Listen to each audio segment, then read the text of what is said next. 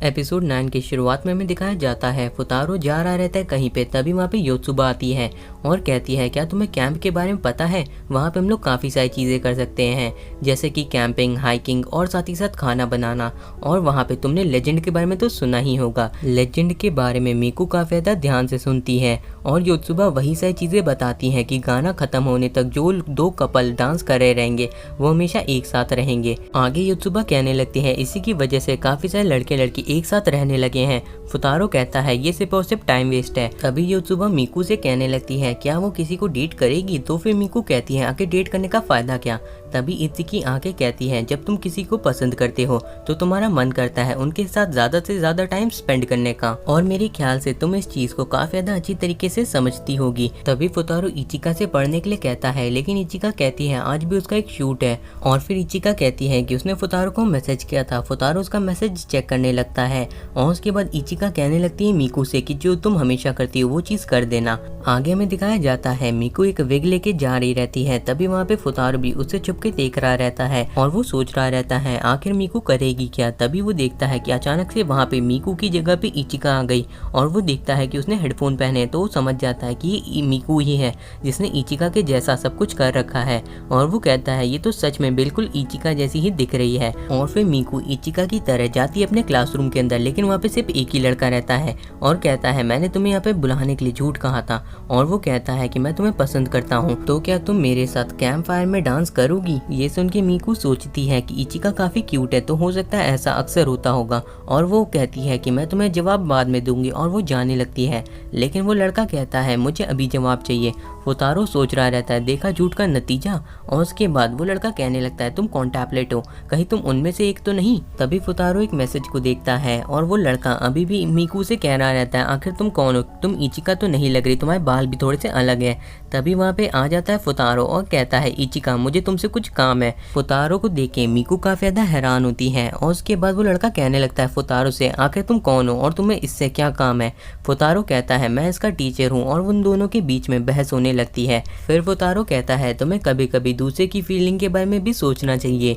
ये सुन के वो लड़का फुतारो के कॉलर को पकड़ लेता है। ये देख के मीकू को अच्छा नहीं लगता और वो सीधा फुतारो का हाथ पकड़ लेती है और कहती है कि वो दोनों एक दूसरे को पसंद करते हैं। और ये सुन के फुतारो काफ़ी हैरान रहता है और कहता है ये बिल्कुल भी अच्छा झूठ नहीं है, और वो भी काफ़ी परेशान रहती है कि उसने क्या कह दिया। आगे मीकू उस लड़के को मना कर देती है और कहती है कि उसे फुतारो के साथ वहाँ पे डांस करना है। तभी वो लड़का उनके पीछे आता है और कहता है अगर ये सच है तो तुम दोनों ने एक दूसरे का हाथ क्यों नहीं पकड़ा। ये सुन के मीकू फुतारो का हाथ पकड़ लेती है, जिससे फुतारो और वो लड़का दोनों ही चौंक जाते हैं। आगे मीकू कहती है ये पहली बार नहीं है जब उन दोनों ने एक दूसरे का हाथ पकड़ा है। और फिर ये सुन के वो लड़का उनकी बात को मान जाता है और वो फुतारो से कहता है तुम गलती से भी इचिका को परेशान मत करना।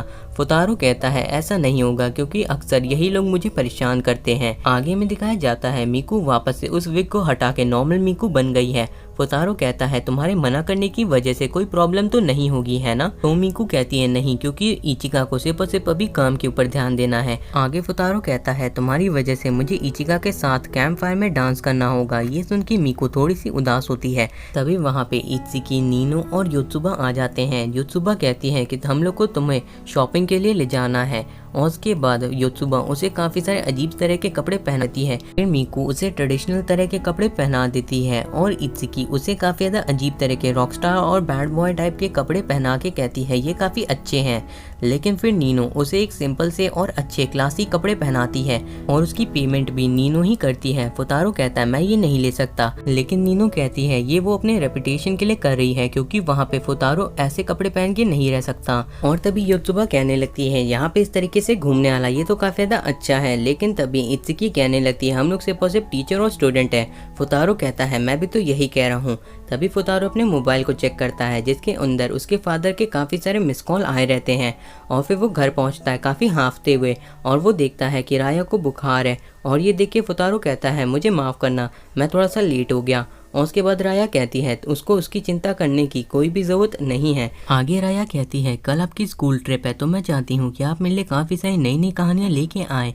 फुतारो थोड़ी देर तक सोचता है और उसके बाद वो कहता है ठीक है, और उसके बाद वो उसे सोने के लिए भी कह देता है। तभी फुतारो के टीचर इत्सुकी के पास आके कहते हैं कि टेस्ट ऑफ करेज की तैयारी अब उसे करनी होगी क्योंकि उनकी क्लास का कोई एब्सेंट है। ये सुन के इत्सुकी थोड़ी सी हैरान रहती है।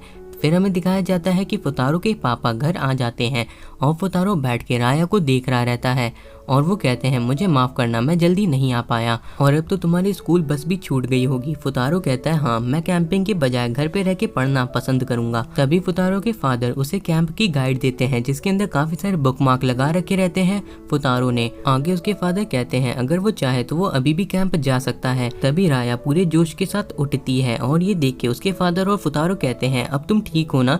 तो राया कहती है हाँ। अचानक से उसकी तबीयत बिल्कुल ठीक हो गई और तभी वहाँ पे आ जाती है इत्सुकी और उसे देख के फुतारो कहता है तुम यहाँ पे क्या कर रही हो? तभी इत्सुकी उसके बैग को पकड़ के उसे अपने साथ ले जाने लगती है और कहती है वो फुतारो को अपने साथ थोड़ी देर के लिए ले जा रही है और उसके फादर और राया भी हाँ कहते हैं। और फिर इत्सुकी कहती है कि उसे भूतों से डर लगता है तो टेस्ट ऑफ करेज का काम उसे ही करना होगा। और वहाँ पे बाकी की चारों भी रहती हैं और साथ ही साथ वहाँ पे उनकी कार भी रहती है। फिर हमें दिखाया जाता है फुतारो एक गेम खेल रहा रहता है जिसका नाम रहता है कॉन्टैपलेट गेम और योत्सुबा बताने की कोशिश करती है कि आखिर वो कौन सी कॉन्टैपलेट है, लेकिन तभी फुतारो कहता है ये है नीनो, लेकिन नीनो कहती है असल में ये मीकू है। और फुतारो काफी ज्यादा जोश में रहता है जिसकी वजह से सभी लोगों को काफी ज्यादा अजीब सा लग रहा रहता है। और फिर वो लोग अपने होटल पहुंच जाते हैं। रूम को देख के फुतारो कहता है ये तो काफी ज्यादा अच्छा और बड़ा है। तभी योत्सुबा कहती है ये 4 लोगों का रूम है लेकिन यहाँ पे हम 6 लोगों को रहना होगा। ये सुन के नीनो कहती है वो किसी भी कीमत पे फुतारो के साथ नहीं रहेगी और वो कहती है फुतारो को डॉग हाउस में रहना चाहिए, लेकिन योत्सुबा कहती है वहाँ पे काफी ठंड है। तभी फुतारो अपने बैग के अंदर से कुछ निकालता है और वो देखता है कि वो लेटर है राया का और उसमें लिखा है कि कहानियां लाना मत भूलना और इसके अलावा उसने उसे गुड लक चार्म भी दिया रहता है। और दूसरी तरफ नीनो कह रही रहती है वो लोग किसी भी तरीके से एक लड़के के साथ नहीं रह सकते, लेकिन फुतारो काफी खुश रहता है और उसके बाद वो सभी के सभी मिलके बातें करना शुरू कर देती हैं। आगे नीनो कहती है कि वो रात में कुछ भी कर सकता है इसीलिए उन लोग को काफी ज्यादा सतर्क रहना होगा। और तभी फुतारो उनके पास आके कहता है आखिर तुम लोग क्या कर रही हो, जिसे देख के वो लोग काफी ज्यादा डर जाते हैं।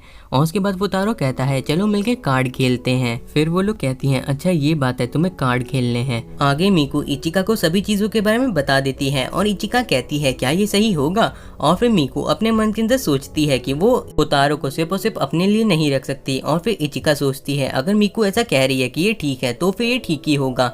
और फिर हमें दिखाया जाता है कि वो सभी खाना खा रहे रहते हैं और तभी फुतारो उन लोगों को बताने लगता है सारे के सारे शेड्यूल के बारे में कि कब क्या होगा। और फिर वो लोग कहती हैं तुमने इन सभी चीजों को भी याद कर लिया है? तो फुतारो कहता है कि वो सिर्फ और सिर्फ सभी चीजों के बारे में जानना चाहता था। तभी योत्सुबा कहने लगती है कि इसे और भी चीजें पता है और फिर से वो वही लेजेंड वाली बात कहने ही जा रही रहती है, लेकिन फुतारो कहता है ये सारी बकवास अब बंद करो और इचिका को इन सभी चीजों के बारे में कुछ भी समझ में नहीं आता। तभी नीनो कहने लगती है वैसे भी हम में से किसी के पास भी डांस पार्टनर नहीं है कैंप फायर के पास डांस करने के लिए। और उसी बात को खत्म करने के लिए इचिका कहने लगती है हॉट स्प्रिंग के बारे में और वो सभी कहती हैं आखिर हम लोग हॉट स्प्रिंग में कैसे नहाएंगे। तभी फुतारो कहने लगता है क्या इसमें कोई प्रॉब्लम है? दूसरे सीन में हमें दिखाया जाता है नीनो को जो कि हॉट स्प्रिंग में रहती है और वो कहती है फुतारो काफी अजीब बिहेव कर रहा है। तो फिर इचिका कहती है वो सिर्फ पढ़ाई से थक गया है। और उसके बाद योत्सुबा कहती है लगता है वो काफी दिनों से घूमने नहीं गया है। तभी नीनो कहती है फुतारो के बगल में कौन सोएगा? और उसके बाद वो लोग सोचने लगते हैं कि ये काफी ज्यादा खतरनाक हो सकता है।